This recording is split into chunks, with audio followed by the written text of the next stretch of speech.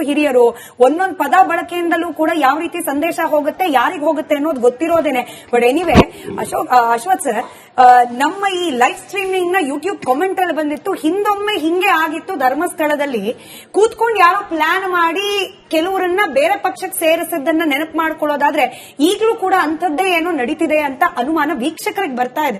ನಿಮ್ಗೇನಾದ್ರೂ ಹಂಗ ಅನಿಸ್ತಾ ಇದೆಯಾ ಸರ್? ಡಿ ಕೆ ಶಿವಕುಮಾರ್ ಅವರ ಸಂಪುಟದಲ್ಲಿ ಬರ್ತಾ ಇರುವ ಅಸಮಾಧಾನ ಸಹಜ ಅಸಮಾಧಾನ ಅಥವಾ ಯಾರಾದ್ರೂ ಇಂಪ್ಲಾಂಟ್ ಮಾಡ್ತಿದ್ದಾರಾ ಅಂತ ಹೇಳಿ? ಇದು ಸಹಜ ಅಸಮಾಧಾನ ಮೇಡಮ್. ಒಂದು ಕೇಳಿ, ಸರ್ಕಾರ ಪ್ರಾರಂಭದ ದಿನಗಳಲ್ಲಿ ಈ ರೀತಿ ಆದಾಗ ಯಾವುದೋ ಒಂದು ಲಾಬಿ ನಡೀತಿದೆ, ಎಲ್ಲೋ ಕುತ್ಕೊಂಡು ಏನೋ ನಡೀತಿದೆ ಅಂತ ಹೇಳುದು. ಸರ್ಕಾರ ಇರೋದು ಇನ್ನು 2 ವರ್ಷ ಅಷ್ಟೇ.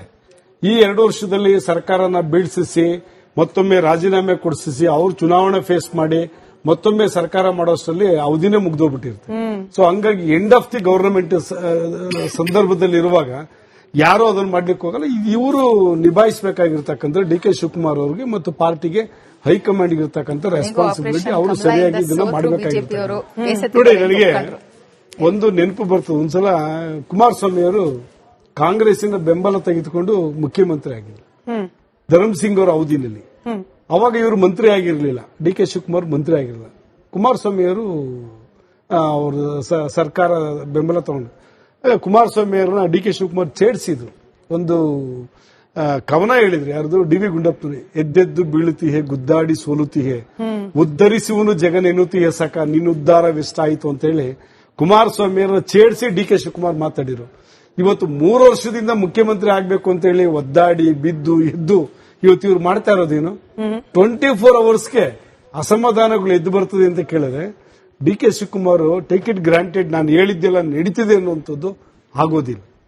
ಯಾಕೆಂದ್ರೆ ಅದು ಸಿದ್ದರಾಮಯ್ಯನವ್ರಿಗಿತ್ತು ಆ ಒಂದು ತೂಕ, ಗಾಂಭೀರ್ಯತೆ, ಸರ್ಕಾರದಲ್ಲಿ ಯಾವ ರೀತಿ ಯಾರನ್ನ ಯಾವ ರೀತಿ ನಡೆಸ್ಕೋಬೇಕು, ಯಾವ ಸಂದರ್ಭದಲ್ಲಿ ಏನ್ ಮಾಡಬೇಕು ಅನ್ನೋದು ಸಿದ್ದರಾಮಯ್ಯನವ್ರಿಗೆ ಒಂದು ಅನುಭವ ಇತ್ತು, ಜನತಾ ಪರಿವಾರದಿಂದ ಬಂದಂತರು. ಡಿ ಕೆ ಶಿವಕುಮಾರ್ಗೆ ಎಲ್ಲವೋ ನಾನು ಹೇಳಿದ್ದೆ ನಡೀತಿದೆ, ನಟ್ಟು ಬೊಲ್ಟು ತಗ್ಗಿ ಬಗ್ಗಿ ನಡಿಬೇಕು, ಇವೆಲ್ಲ ಆ ಪಾರ್ಟಿ ಒಳಗಡೆ ಆ ಪಾರ್ಟಿ ಸೀನಿಯರ್ಸ್ಗಳಿಗೆ ಹೇಳೋರು ಆಗೋದಿಲ್ಲ ಮೇಡಮ್. ಅದು ಕಾಂಗ್ರೆಸ್ ಅಲ್ಲಿ ಮೆಚೂರ್ಡ್ ಲೀಡರ್ಸ್ಗಳಿದ್ದಾರೆ, ಅಲ್ಲಿ ಅವ್ರು ಇಷ್ಟ ಬಂದ ಮಾಡ್ತೀನಿ ಅಂದ್ರೆ ಕಾಂಗ್ರೆಸ್ ಲೀಡರ್ಗಳು ಯಾರು ಕೇಳಲ್ಲ. ಹರಿಪ್ರಸಾದ್ ಏನ್ ಹೇಳೋದು ನೋಡೋರಲ್ಲ, ಬೇಕು ಅವ್ರ ಜೊತೆ ಹೋಗಿ ಸಂಘಟನೆ ಬೇಕು ನನ್ನ ಜೊತೆ ಬನ್ನಿ ಅಂತ ಕೇಳೋರು. ಅವರು ಅಧಿಕಾರ ಸ್ವೀಕಾರ ಮಾಡಿ 24 ಅವರ್ಸ್ ಆಗಿಲ್ಲ, ಇವರು ಅಧಿಕಾರ ಹಂಚಿಕೊಂಡು ಇವರು 24 ಅವರ್ಸ್ ಆಗಿಲ್ಲ. ಹೆಂಗೆ ಸಂಘಟನೆ ಮತ್ತು ಸರ್ಕಾರದ ಮಧ್ಯದಲ್ಲಿ ವ್ಯತಿರಿಕ್ತ ಹೇಳಿಕೆಗಳು ಹೆಂಗ್ ಬರ್ತವೆ ಅಂತ ಡಿ ಕೆ ಶಿವಕುಮಾರ್ ಯೋಚನೆ ಮಾಡಬೇಕದು. ಅಲ್ಲ, ಸಂಘಟನೆ ಸರ್ಕಾರದಿಂದ ದೂರ ಇದ್ರೇನೆ ಸಂಘಟನೆ ಬೆಳೆಯೋದಕ್ಕೆ ಸಾಧ್ಯ, ಮಜಬೂತ್ ಆಗೋದಕ್ಕೆ ಸಾಧ್ಯ.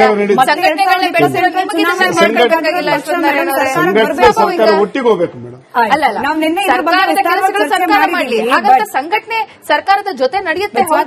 ಸಂಘಟನೆ ಬಲಿಷ್ಠವಾಗಬೇಕು ಅಂತಂದ್ರೆ ಆ ರೀತಿಯಾದಂತಹ ಸ್ಟ್ರಾಂಗ್ ಲೀಡರ್ಸ್ ಬೇಕು. ಬರ್ಲಿ ಪ್ರದೀಪ್ ಅವ್ರು ಉತ್ತರ ಕೊಡ್ಲಿ ಅದಕ್ಕೆ. ಪ್ರದೀಪ್ ಅವರು ಪ್ರಸ್ತಾಪ ಮಾಡ್ತಾ ಇದ್ರಿ, ಹೈಕಮಾಂಡ್ ಏನು ರಾಹುಲ್ ಗಾಂಧಿ ಅವರು ಹೇಳ್ಬಿಟ್ಟಿದ್ದಾರೆ, ನೀವು ಒಂದ್ಸತಿ ಮಾತಾಡಿ ಕೇಳದೆ ಇದ್ರೆ ರಾಜೀನಾಮೆ ಸ್ವೀಕಾರ ಮಾಡಿ ಅಂತ ಹೇಳಿ. ಇದನ್ನ ನಾವು ಹಿಂಗ್ಯಾಕೆ ಪರಿಗಣಿಸಬಾರ್ದು ಪ್ರದೀಪ್ ಅವರೇ? ನೀವು ಹಾಗೆ ಬಿಜೆಪಿಯವರು ಪದೇ ಪದೇ ಹೇಳ್ತಿದ್ರಿ ಕಾಂಗ್ರೆಸ್ನ ಹೈಕಮಾಂಡ್ ವೀಕ್ ಆಗ್ಬಿಟ್ಟಿದೆ, ಇಲ್ಲಿರುವ ಸಿದ್ದರಾಮಯ್ಯ, ಡಿ ಕೆ ಶಿವಕುಮಾರ್ ಅವರೇ ಪವರ್ಫುಲ್ ಆಗ್ಬಿಟ್ಟಿದ್ದಾರೆ ಅಂತ ಹೇಳಿ. ಬಟ್ ಇವತ್ತು ರಾಹುಲ್ ಗಾಂಧಿ ಅವರು ನಿಜವಾಗ್ಲೂ ಹಂಗೆ ಹೇಳಿರೋದೇ ನಿಜ ಅಂತಾದ್ರೆ ನಾವು ಸೀನಿಯಾರಿಟಿ ಮತ್ತೊಂದು ಮಗದೊಂದು ನೋಡಲ್ಲ, ಕೊಟ್ಟಿರೋ ರೆಸ್ಪಾನ್ಸಿಬಿಲಿಟಿ ಮಾಡಬೇಕು. ಮಾಡದೆ ಹೋದ್ರೆ ಬ್ಲಾಕ್ ಮೇಲ್ ನಡೆಯೋದಿಲ್ಲ. ಸ್ಟ್ರಾಂಗ್ ಮೆಸೇಜ್ ಇದು. ಅಲ್ಲ, ಖಂಡಿತ ನಾನು ಒಪ್ತೀನಿ. ನೀವು ಹೈಕಮಾಂಡ್ ನಿರ್ಧಾರದಂತೆ ಅವ್ರನ್ನ ತಗೊಳ್ಳಿಲ್ಲ ಅಂದ್ರೆ ಅದು ನಾನು ಒಪ್ತೀನಿ, ಅದು ಸರಿ ಇದೆ ಅದ ತೀರ್ಮಾನ. ಆದ್ರೆ ನೀವು ರಾಮಲಿಂಗಾರೆಡ್ಡಿ ಅವ್ರಿಗೆ ಕೊಟ್ಟ ಮಾತೇನಾಯ್ತು?